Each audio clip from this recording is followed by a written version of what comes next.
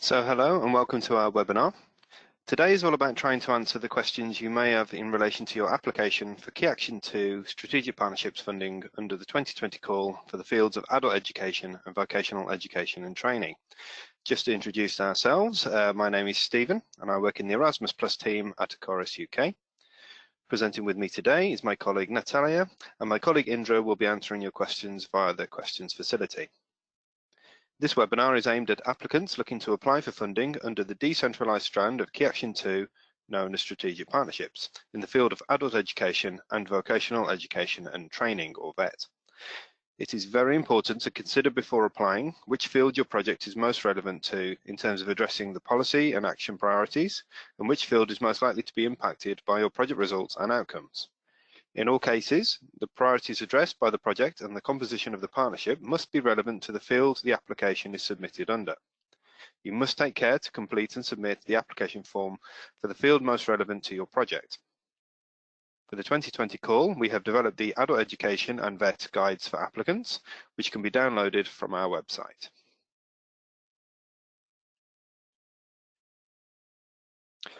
So, just to give an overview of what we'll be covering in today's webinar, we will be presenting a brief introduction to Key Action 2 Strategic Partnerships in Adult Education and VET. We will then move on to talk about the three topics shown on the screen. On your right-hand side from the tool panel, you should be able to download a handout. This contains useful links to support you with the application process. For a step-by-step guide on how to complete the application, please read our guides for applicants, which can be found on the Apply for Funding section of our website. Links to these resources can be found in the handout. I'd like to remind you, if you haven't already, to also watch our pre-recorded webinars. This webinar provides all potential applicants with a run-through of the web application form and provides hints and tips, as well as rules and requirements of the submission process. Strategic partnerships are cooperation projects which allow organisations to work together to improve the quality of education and training provision, tackle common issues, and share or develop innovative practice. One organisation, the applicant, applies for funding on behalf of the whole partnership, and if the project is approved, this partner has the overall responsibility for managing the funding and is accountable to the national agency for the project. There are two types of strategic partnership you can apply for: innovation or exchange of good practices. We will talk more about these later in the session. You need to choose the type of project within the application form. All strategic partnership projects must involve a consortium of at least 3 organisations from 3 different programme countries. Organisations from partner countries cannot be the applicant, but can be involved as partners only, where it can be shown that their involvement will bring essential added value to the project in terms of their skills, experience and expertise. Our advice would be to choose your partners carefully. You may be working with them for several years and the success of your project depends on them. Make sure you have a good mix of relevant partners with the capacity, skills, experience and expertise to deliver the project objectives and activities to a good standard. Aim to have a well-balanced partnership where each partner is actively involved in the delivery of the project. You may want to consider including partners with a mix of experience of European cooperation, for example, organisations that are new to Erasmus Plus and who will benefit from the experience. If you involve newer organisations, you may want to include some more experienced partners as well, and have plans in place to ensure that all partners are supported and able to contribute. It is possible to include partners from other fields of education, training and youth in a strategic partnership for adult education and VET, where this will help you to achieve the project objectives. If so, you should make it clear in your application how their inclusion will add value and help to achieve the plan objectives, results and outcomes, which must be relevant to the field you submit the application under. When looking for potential partners, you can seek recommendations from trusted partners and/or exploit known links and networks. You can also search for complementary organisations with experience of Erasmus Plus and its predecessor programmes via the Erasmus Plus Project Results platform, or use the partner finding tool on the electronic platform for adult learning in Europe, or APALE. The funding for strategic partnerships is calculated based on the activities and outcomes your project will deliver. There are a number of rules which apply to the Key Action 2 budget, and you can find full details in Part B of the programme guide and in our guides for applicants. The funding is intended as a contribution to the cost of running your project and may not cover all costs. The maximum funding available is equivalent to €12,500 per month for the duration of the project, up to a maximum of €450,000. The minimum duration for a strategic partnership is 12 months, and the maximum is 36 months. All 2020 call projects must start between the 1st of September and 31st of December 2020, and all projects must end by 31st of August 2023.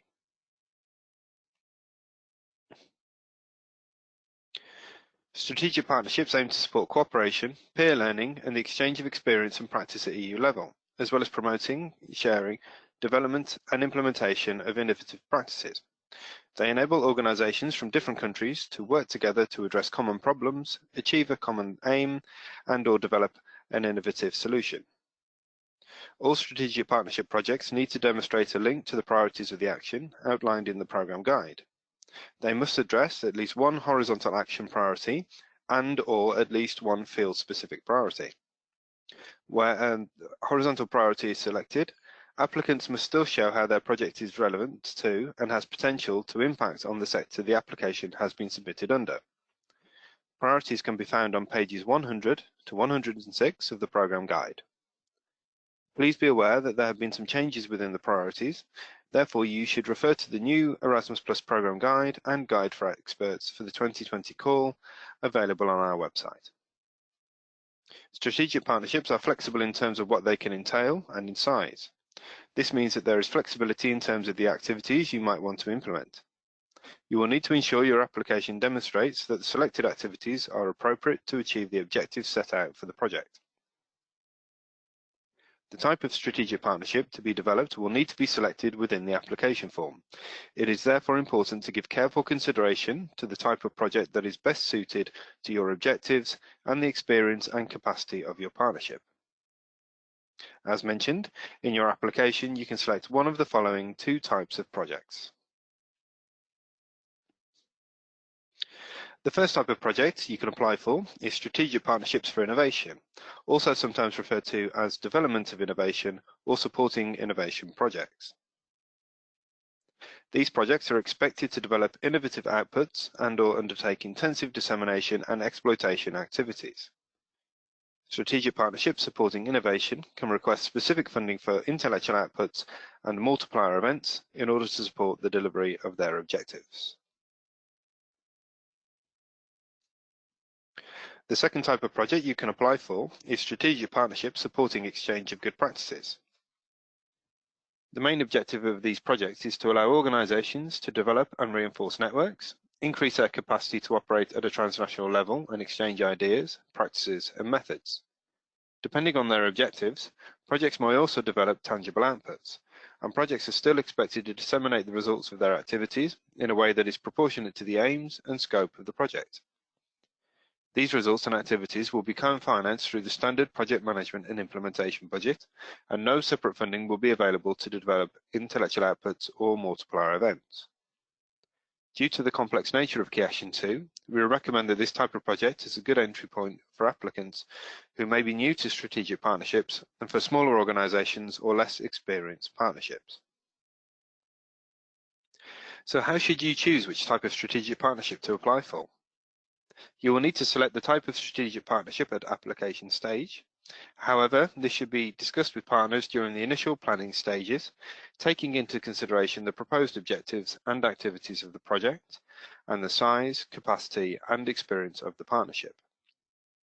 In all cases, applicants should choose the project format which is most appropriate for delivering the planned project objectives and results, bearing in mind the capacity and experience of the partnership. All applications will be quality assessed in line with the proportionality principle. This means that the scores allocated for the quality award criteria will take into consideration the size and type of the project and the composition of the partnership.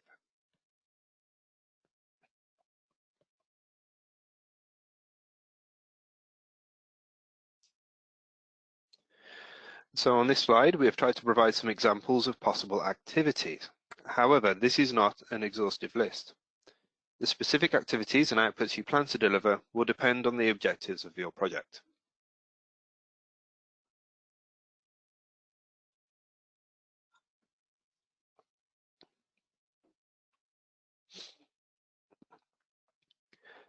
So this leads us to our first poll of the day.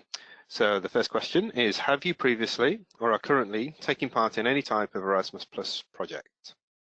Have you previously or are currently taking part in any type of Erasmus Plus project?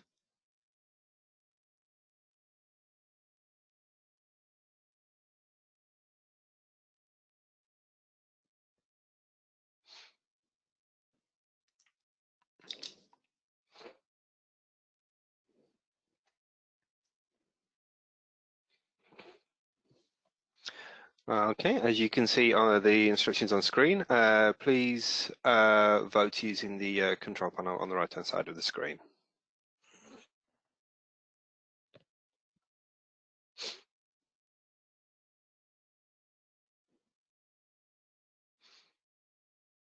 Okay, just a few more votes to be counted.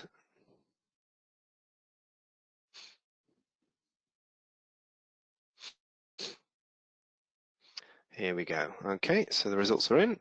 I will now share the results with you now. Here we go. So it's roughly 2/3 of you have previously or currently taken part in any type of Erasmus Plus project. So again, as previously stated, there are changes that are implemented every single year, and 2020 is no exception. So once again, we recommend to refer to the guidance as you complete your application form.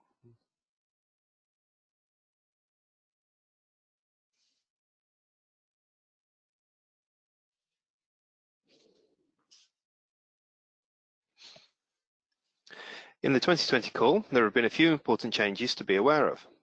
In terms of changes, the main points to note are, firstly, there have been some updates to the Key Action 2 objectives and priorities, so it is very important to refer to the current guidelines in Part A of the 2020 Programme Guide. The PIC number has been replaced with the Organisation ID number, or OID number, and the Participant Portal has been replaced with the Organisation Registration System. Every year, the European Commission updates horizontal and field-specific priorities for Key Action 2 Strategic Partnerships. Therefore, it is very important to refer to the current ones. Please refer to page 100 of the Programme Guide for horizontal priorities, page 104 for VET priorities, and page 105 for adult education priorities. There was an update made to the exceptional costs for expensive travel under learning, teaching and training activities, which now include the use of cleaner, lower carbon emission means of transport. Where claimed, these costs will be utilised to cover the travel of participants, and therefore the standard travel grant amount cannot be requested. This is to avoid double funding, so in essence you have to request either one or the other cost.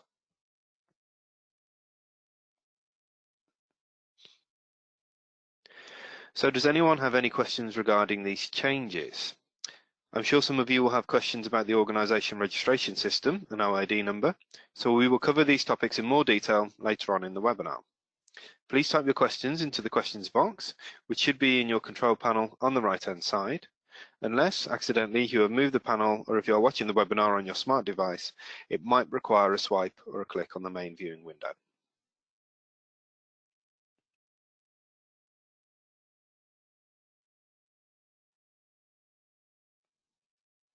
Now moving on, my colleague Natalia will talk about the Key Action 2 adult education and VET budgets. Once again, we encourage you to ask questions via the questions box during the presentation.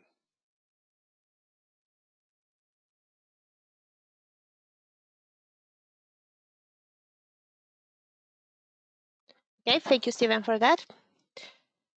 So let's look into the budget now in more detail. So the budget for a strategic partnership is intended to be a contribution to the cost of delivering the project. There is no formal requirement for match funding. However, the principle of co-financing applies. Please see page 256 of the program guide for more information about this. This means that the grant is a contribution to the cost of delivering the project and might not cover all costs. The budget is made up of a number of different budget items, some of which are calculated on a unit cost basis, and some of which are calculated on the basis of estimated actual costs. Some budget items, such as intellectual outputs and multiplier events, are only applicable for supporting innovation projects. Other budget items, such as exceptional costs and learning, teaching, and training activities, may be applicable for all types of projects, but must be strongly justified within the application form in order to be approved. All applicants must refer to the detailed budget guidance on pages 116 to 123 of the 2020 Program Guide. This guidelines outlines definitions of what is considered eligible for funding under each budget heading and any conditions that might apply, in addition to explaining how the budget item is calculated. It is very important to ensure that the funding you request for your project is eligible and well justified within the application form. Ineligible or unjustified budget items will not be approved. Applicants should design their project budget around the activities and outputs they need to deliver in order to achieve the planned objectives of the project. The budget forms part of the overall project design, and the coherence and value for money of the budget will be assessed as part of the quality assessment. A good application will have a well-designed budget which is realistic, proportionate, and complies with the budget rules.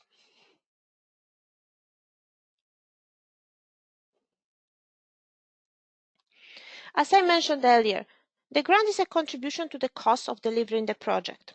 Some budget items are calculated on the basis of a unit cost and some on the basis of estimated actual costs. Some budget items are only available for innovation projects, such as intellectual outputs or multiplier events, and some can only be approved where they are adequately justified. So there are 7 different budget items. So I will talk you in more detail through each of them now. Firstly, project management and implementation. All projects will request project management and implementation funding. This budget item is a lump sum to support the cost of managing and delivering the project. As outlined in the program guide, project management and implementation funding can be used to co-finance smaller scale activities or local activities, such as developing a basic project website and small-scale dissemination activities. It is automatically calculated based on the number of partners and duration of the project in months. Exchange of good practices projects are mainly co-financed using this budget item. Secondly, transnational project meetings. Generally, all Key Action 2 projects will also request funding under this budget item for partners to meet to discuss the project and planned activities. The number and timing of transnational project meetings will depend on the projects and should be justified and proportionate. The grant is calculated based on a unit cost per participant according to the relevant travel distance band. The Transnational Project Meetings Grant is a contribution to travel and subsistence costs for project meetings for the participating organizations attending them. Costs are based on 3 different distance bands, and you will need to use European Commission's distance calculator to identify the correct distance band. This is based on the distance for a one-way journey. The application form will then calculate the eligible unit cost. This unit cost is a contribution to the cost of a return journey. Thirdly, intellectual outputs. Innovation projects can request additional funding to produce intellectual outputs, which must be tangible outputs, substantial in quality and quantity. Examples of tangible outputs include curricula, large-scale educational materials, open educational resources and IT tools, in-depth studies and peer learning methods. Materials such as project management tools, dissemination plans, project-specific needs analysis, or project evaluation reports will not be considered eligible as intellectual outputs, as they do not meet the requirement to have potential for wider use, dissemination, and impact. So it is important to ensure that intellectual outputs are well described within the application form and that there is a clear link between the plan output and the project objectives. It's very important to ensure that intellectual outputs will be eligible as described within the 2020 Guide for Applicants as well as the Program Guide. Manager and administration staff costs are normally expected to be co-financed using the project management and implementation budget unless justified within the application form.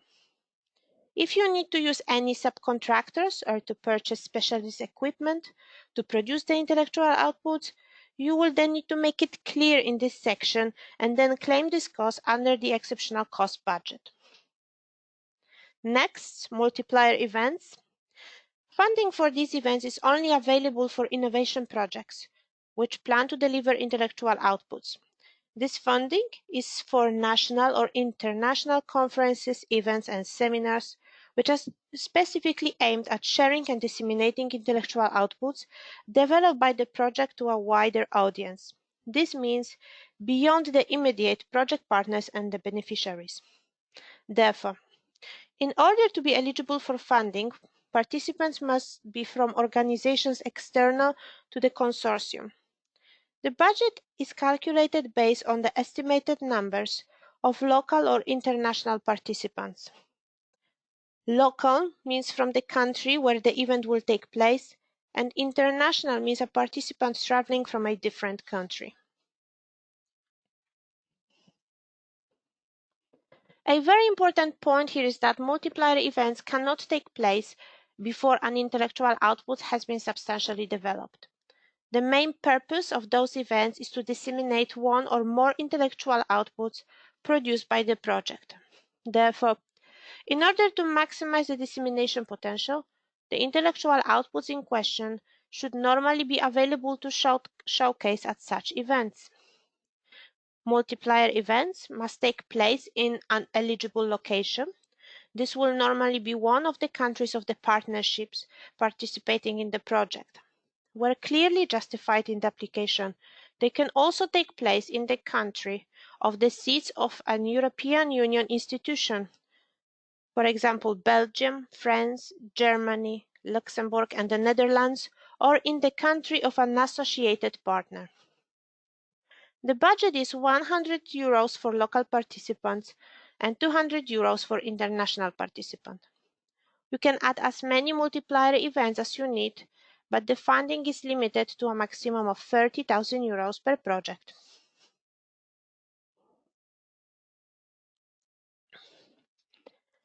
Next, exceptional costs for goods and services.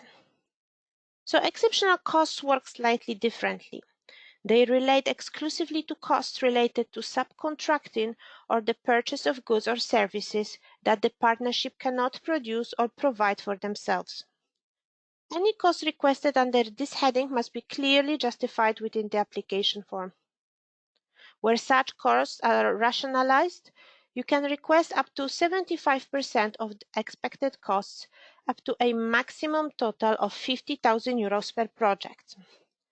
So, for example, imagine you require an additional funding for external evaluator. If you expect the total cost for subcontracting of external evaluator for the project to be, let's say, €1,000, you can request up to 75% of this, which would be €750. Also, please remember that visa costs are not considered eligible as exceptional costs under Key Action 2 Strategic Partnerships. Any visa costs will need to be co-financed using the project management and implementation budget. Special needs support. This budget heading is only applicable if you plan to involve participants with special needs in your project, resulting in additional costs. This component of the grant is based on an estimate of the likely actual costs relating specifically to the needs of participants with special needs. In the budget section, you will need to again justify the activities that the requested costs relate to. The participation of individuals with special needs must be justified in the main body of the application, and then you can claim up to 100% of the real costs.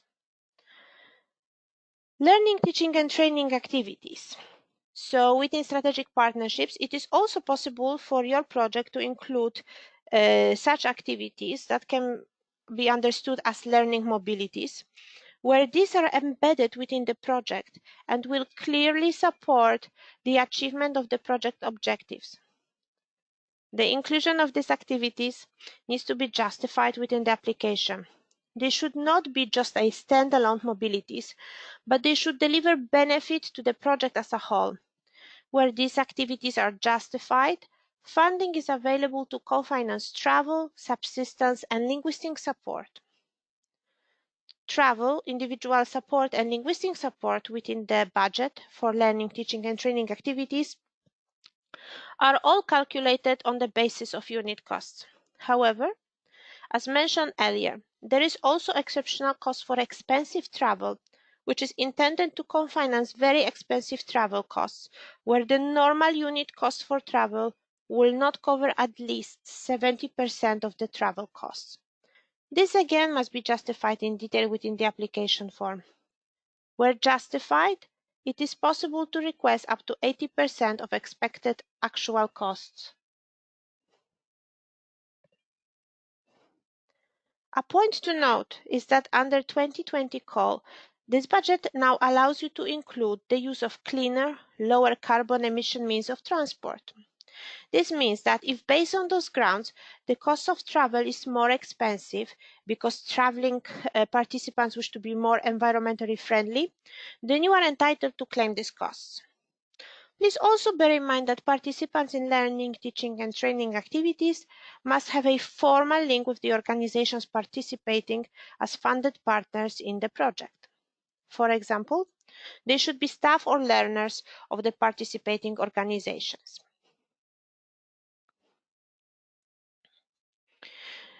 So that's the budget for Key Action 2 Strategic Partnerships in a nutshell. So are there any queries related to the budget? If so, then please type them into the question box and we will do our best to answer.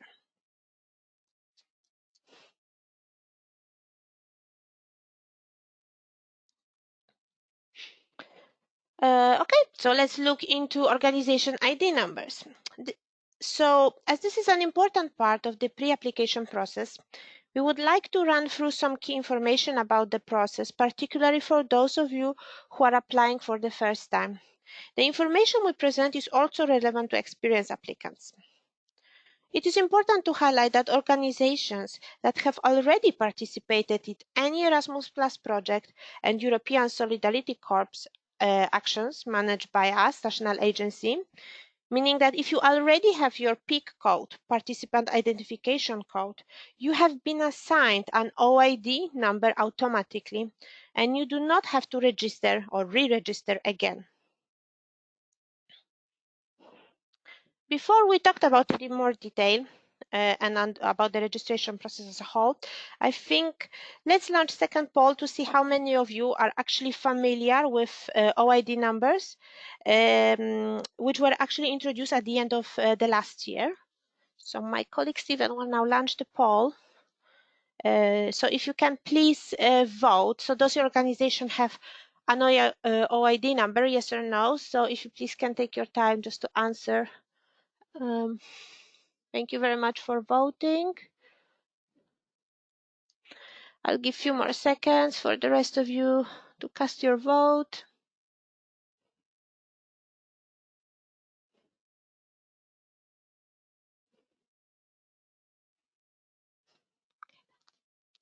Okay, we're going to close the poll. Thank you for everyone. Thank you to everyone for voting, sharing the results. Okay, so that's actually really good. So majority of you are well aware that you have your organization ID number, which is really good. Some of you might be just newcomers that do not have an OID number, so I will talk you through the process now. And for those of you who aren't newcomers but aren't necessarily aware of the new OID numbers, then I think again the next slides will be useful to you. So just to recap, as I just mentioned, if you previously participated in any Erasmus Plus project and have an OID number, then you do not need to re-register again. You will have one automatically assigned to you. Okay, thank you.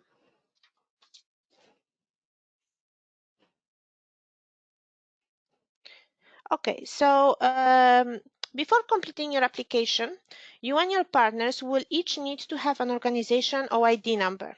The first step is to check if your organization or your partners have already their OID number assigned. If not, or they will need to follow this two-step process. Firstly, you will need to register on EU Login, formerly known as ECAS. You will need to register on EU Login to use any external European Commission tool. If you are already registered on EU Login, you can use your existing login details. Otherwise, we have a video guide on our website which will talk you through how to register. The second step is to obtain an OID number via the Organization Registration System. The Organization Registration System is the single entry point for electronic administration of EU-funded projects related to Erasmus+. You will be prompted to provide information about your organization, as well as upload documents related to your organization. These documents are needed to prove the legal status and financial capacity of your organization, and it's crucial that the information on these documents matches the information that you have provided on the registration system. Please ensure that all the information related to your organization on the Organization Registration System is correct and up to date. All partners are also required to submit signed partner mandates with the application. Partner mandates are now pre-populated as part of your application form. This must be downloaded, checked, and signed by hand by the legal representatives, and then scanned and attached as an annex to the application form. Your organization and all of your partners will need to have an OID number and have uploaded all of the necessary supporting documents onto the organization registration system before you can actually submit your application. So now my colleague Stephen will talk you through the validation process.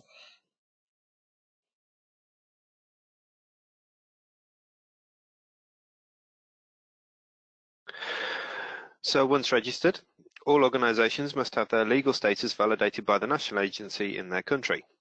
This applies to both applicants and partner organisations. Organisations cannot receive Erasmus Plus funding until they have been validated. To enable the UK National Agency to validate your organisation, you will need to upload certain documents onto the Organisation Registration System. You and your partners must upload the legal entity form to the Organisation Registration System, as well as supporting documents for this form. Please be aware that there are three types of legal entity forms available: individual, private company, and public entity. Please choose the appropriate legal entity form depending on whether your organisation is a private company or a public entity. For Key Action 2 Strategic Partnership projects, you should not use the individual legal entity form. For more information, please consult our guides for applicants. The legal entity form must be completed in full and must be accompanied by evidence of your organisation's legal status. The supporting documents must be consistent with the information about your organisation provided on both the Organisation Registration System and the legal entity form. As an applicant, you will also need to upload a financial identification form. The financial identification form should be signed by hand, dated, and stamped by your bank, or alternatively should be accompanied by a recent bank statement for the given bank account. You should provide details for an account that your grant can be paid into and which is set up to receive payments in euros. If your organisation is awarded funding, at a later stage you will be asked to upload a refined bank details form, and you will need to ensure that the information on this form is consistent with the financial identification form.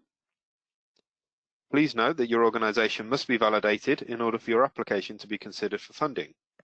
However, validation is a separate process and not linked to the assessment of your application. Therefore, if your organisation is validated, it does not automatically imply that your application has been successful. If you have applied for Erasmus Plus funding before and have already been validated by the UK National Agency, you will still need to ensure that the above documents are correct and up to date. Outdated documents cannot be deleted, but you can upload another document with the updated information. Please ensure that updated documents uploaded onto the organisation registration system are clearly named, including the date of the update, to avoid confusion.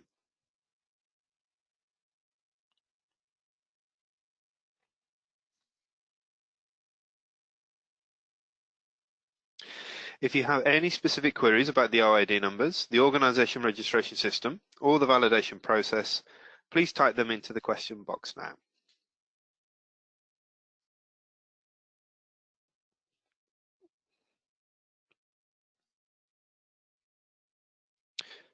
So we are approaching the end of the webinar today, but before we close, are there any other questions at this point? If so, please continue to add them to the questions box.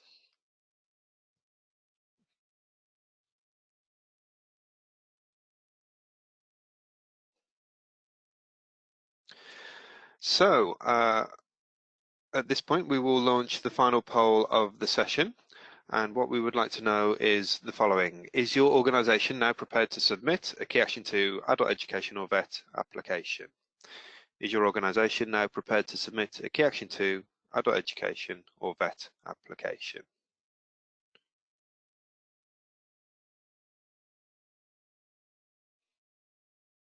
Okay, so as before, please select one of the following options on screen.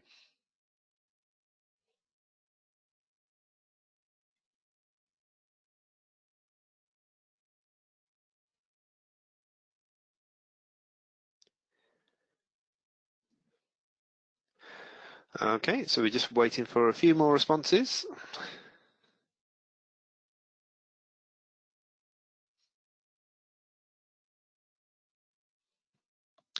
Okay, so we'll now close the poll and share the results.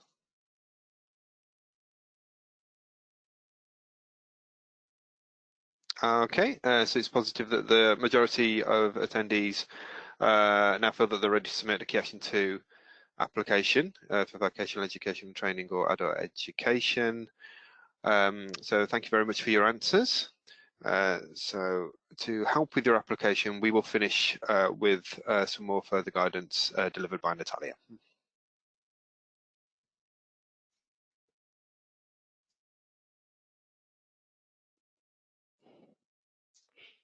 Okay, again, thank you, Stephen, for that.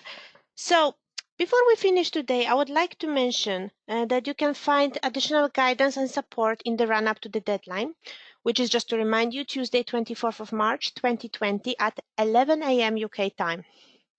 Detailed guides for applicants, which provide guidance on how to complete and submit the application forms, are available on our website.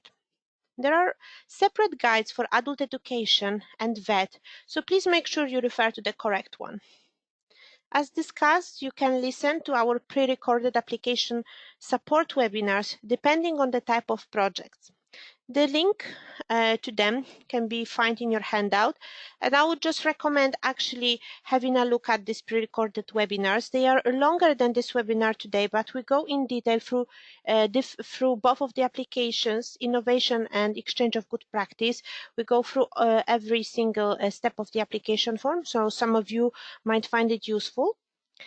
On our website, you can also find other important information and key documents to support you with completing your application. So if you have further queries about applying for Key Action 2 adult education or VET funding, after referring to the guidance, please feel free to contact our helpline either by phone or email, and our team will be happy to help you. The contact details will be visible on the screen in a minute. Lastly, just before we wrap up this session, there is one more important point I would like to highlight to you. We have just been informed by the European Commission that there are plans to add an additional adult education priority, which would be focusing on seniors and European identity. We have not yet been given any further detail about this priority, nor do we actually know when exactly this priority will be added to the program guide and application forms? So just we're telling you this for your information, just to actually give you heads up, so that you can you can expect a new priority to be added at some point to adult education applications in the near future, and we were told that this will happen before the application deadline. The best way to stay informed, if you have not done so already, please sign up to our newsletter, as this provides all the most up-to-date information about the 2020 call and the Erasmus Pass program.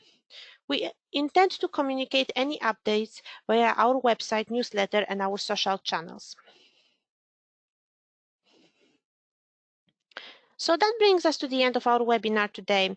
Thank you all so much for your attention and participation, and we certainly hope that you found it useful.